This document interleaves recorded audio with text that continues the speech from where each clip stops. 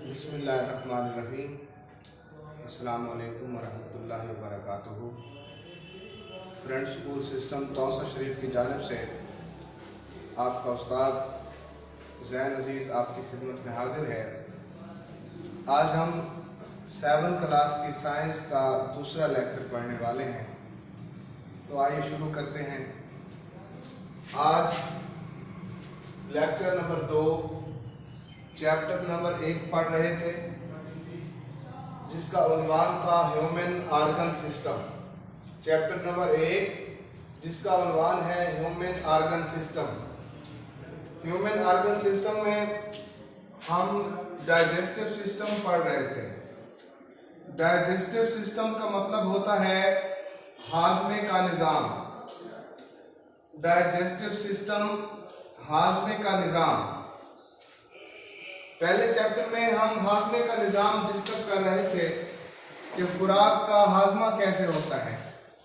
जब हम खुराक खाते हैं तो खुराक सबसे पहले मुंह के अंदर डाली जाती है। खुराक को मुंह के अंदर डाला जाता है। मुंह से खुराक ईसोफेगस में पहुंचती है। ईसोफेगस को खुराक की नाली कहा जाता है। ईसोफेगस को खुराक की नाली या फूड पाइप भी कहा जाता है। खुराक ईसोफेगस से निकलकर मैदे में जाती है, स्टमक के अंदर जाती है। ईसोफेगस से निकलकर खुराक मैदे के अंदर पहुंची और मैदे से निकलकर खुराक पहुंचती है स्मॉल इंटेस्टाइन में, जिसको छोटी आंत कहा जाता है। उर्दू जुबान में स्मॉल इंटेस्टाइन को छोटी आंत कहा जाता है। स्टमक से खुराक स्मॉल इंटेस्टाइन में पहुंचती है। यहाँ पे खुराक का हाजमा होता है, खुराक हजम होती है। जब खुराक हजम हो जाए तो बकिया मादा खुराक लार्ज इंटेस्टाइन में पहुंचती है, जिसको बड़ी आंत कहा जाता है। स्मॉल इंटेस्टाइन से होती खुराक बड़ी आंत में पहुंचती है। यहाँ पे खुराक में से जो पानी होता है, पानी जज्ब होता है, और जो बाकी गैर हजम शुदा खुराक होती है एक ओपनिंग के जरिए, एक सुराख के जरिए, जिसको एनस कहते हैं, जिस्म से खारिज हो जाती है। इस तरह खुराक का हाजमा कंप्लीट होता है। तो सबसे पहले जब हम खुराक खाते हैं तो मुंह के अंदर दाखिल करते हैं। मुंह के अंदर खुराक का हाजमा शुरू हो गया है। मुंह से होती हुई खुराक ईसोफेगस में जाती है, खुराक की नाली में जाती है। खुराक की नाली से खुराक स्टमक में जाती है, मैदे के अंदर जाती है, और मैदे से होती हुई स्मॉल इंटेस्टाइन में, और स्मॉल इंटेस्टाइन में हजम शुदा खुराक को खून में जज्ब किया जाता है, और स्मॉल इंटेस्टाइन से खुराक पहुंचती है लार्ज इंटेस्टाइन में। लार्ज इंटेस्टाइन में खुराक में से पानी जज्ब होता है खून के अंदर, और बकिया जो खुराक होती है, अब हम इस खुराक को कहते हैं ये गैर हजम शुदा खुराक है, और एक ओपनिंग के जरिए, जिसका नाम एनस है, एक सुराख के जरिए जिस्म से खुराक को बाहर खारिज कर दिया जाता है। ये है हमारा डाइजेस्टिव सिस्टम। तो आज हम इस डाइजेस्टिव सिस्टम को तफसील के साथ पढ़ते हैं। सबसे पहले मैं आपको मुंह के बारे में, माउथ के बारे में बताता हूं।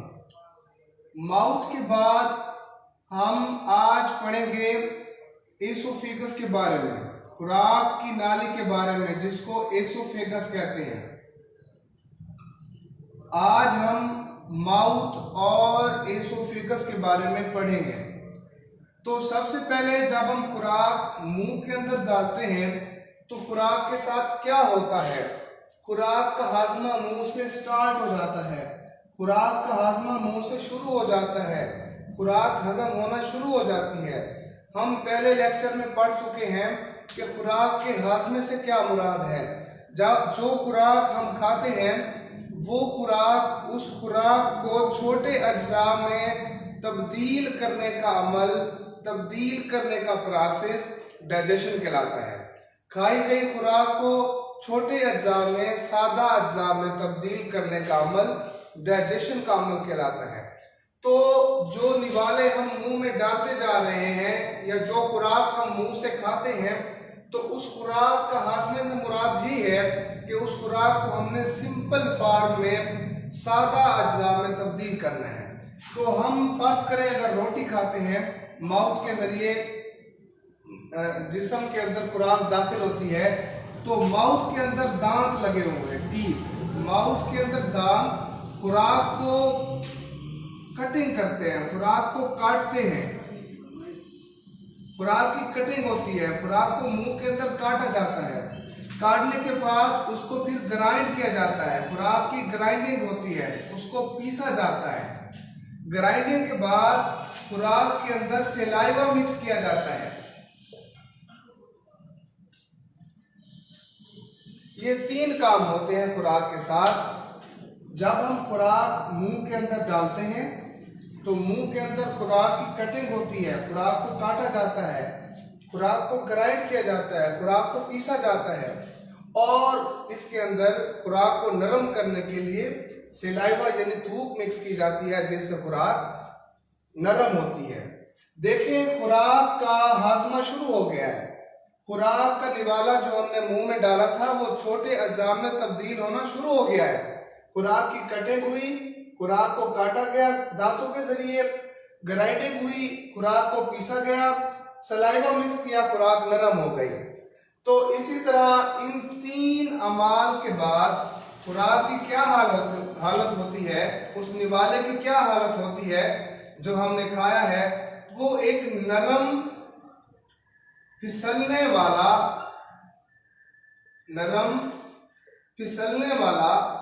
गोला बन गया है। वो निवाला जो हमने मुंह में डाला था, कटिंग के बाद, ग्राइंडिंग के बाद, मिक्सिंग सलाइवा के बाद वो एक नरम फिसलने वाला गोला बन गया है। वो किसी हद तक अब हजम हो चुका है, यानी सिंपल अज्जा में तब्दील हो चुका है। तो अब इस नरम फिसलने वाले गोले को हमारी जुबान हल के जरिए, जुबान की मदद से पीछे धकेल देती है।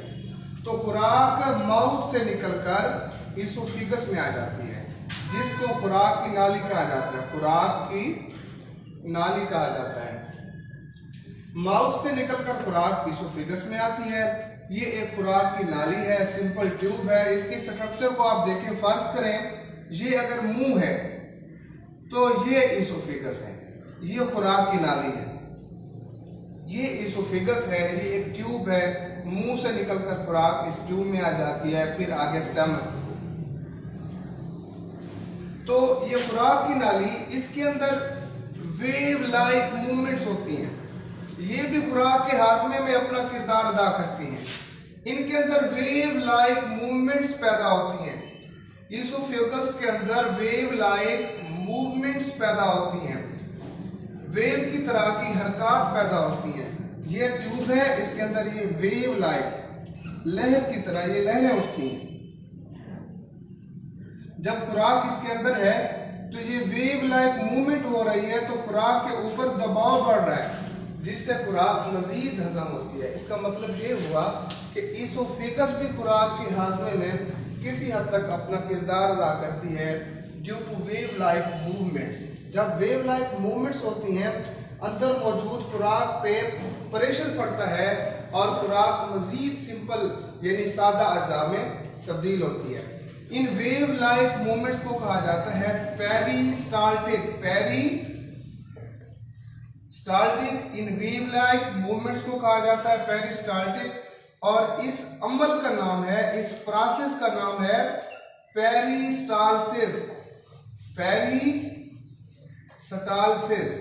ये जो खुराक मुंह से निकलकर बतदरीज मैदे की तरफ जा रही है, इन वेव लाइक मूवमेंट्स की वजह से इस अमल का नाम है पेरिस्टालसिस, और इस वेव लाइक मूवमेंट को कहा जाता है, इस वेव लाइक मूवमेंट का नाम है पेरिस्टाल्टिक।